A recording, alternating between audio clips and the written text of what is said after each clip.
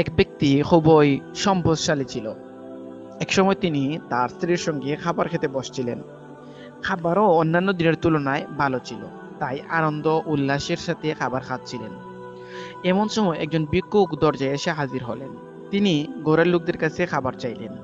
এমন আনন্দের মাঝে খাবার খাওয়ার মাঝখানে ভিক্ষুক আসাটা তাদের কাছে খুবই অপছন্দনীয় মনে হলো।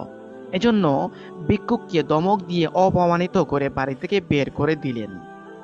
কিছু কিছু সময় এমনও আছে যে মানুষের একটা কাজই আল্লাহ তাআলার গজব ডেকে আনার জন্য যথেষ্ট হয়, নাউজুবিল্লাহ। এক্ষেত্রে যেন তাই হলো। ঘটনার পর থেকে তাদের স্বামী স্ত্রীর সংসারে অশান্তি নেমে এলো। তাদের স্বামী স্ত্রীর মাঝে ভুল বোঝাবুঝি নিয়ে মনোমালিন্য সৃষ্টি হলো। ক্রমে স্বামী স্ত্রীর মাঝে অমিল তীব্র আকার ধারণ করলো। সময়ে অসময়ে উভয়ের মাঝে ঝগড়াকাটি লেগেই থাকলো। শেষ পর্যন্ত তাদের মাঝে তালাকের সিদ্ধান্ত হয়ে গেল এবং স্বামী স্বীয় স্ত্রীকে তালাক দিয়ে তাদের সম্পর্ক চিরদিনের জন্য খতম করে দিলেন। স্ত্রী নিজের বাড়িতে এসে ইদ্যত পালন করলেন। ইদ্যত পালনের পর আরেকজন ব্যক্তির সাথে তার বিবাহ হলো। তার এই দ্বিতীয় স্বামীও একজন ধনাঢ্য ব্যক্তি ছিলেন। তারা সুখে শান্তিতে বসবাস করতে লাগলো।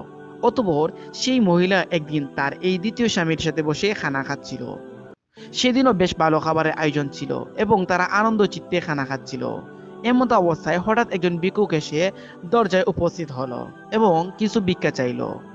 স্ত্রী তার স্বামীকে বললেন, আমার আশঙ্কা হচ্ছে কোথাও হতে যেন আল্লাহর গজব নাজিল না হয়ে যায়, তাই আমি আগে ভিক্ষুককে কিছু দিয়ে আসি।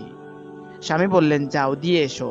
মহিলা যখন ভিক্ষুককে ভিক্ষা দেওয়ার জন্য গেলেন, তখন তিনি দরজায় দাঁড়ানো ভিক্ষুককে দেখে চিনে ফেললেন যে সেই ওই ব্যক্তি যে তার প্রথম স্বামী ছিলেন।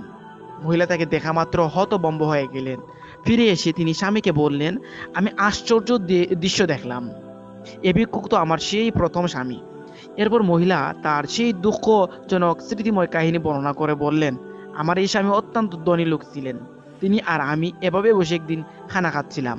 ঠিক সে সময় দরজায় একজন ভিক্ষুক আসলে তিনি তাকে অপমানিত করে ধমক দিয়ে তাড়িয়ে দিলেন, যার পরিণামে আজকে তার এ অবস্থা। তখন মহিলার সেই দ্বিতীয় স্বামী বললেন, তোমাকে আমি এর চেয়েও আশ্চর্যজনক কথা বলবো।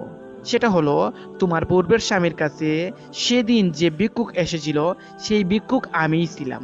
আল্লাহ তাআলা আজ আমাকে ধন দান করেছেন, আর সেই তুমি আজ আমার ঘরে, এবং আমরা সেদিনের সেই খাওয়ার স্মৃতিময় মুহূর্ত। সুতরাং ভিক্ষুককে কখনো ধমক দিবেন না বা অপমানিত করে তাড়িয়ে দিবেন না। মনে রাখবেন, তারাও মানুষ এবং আল্লাহর বান্দা।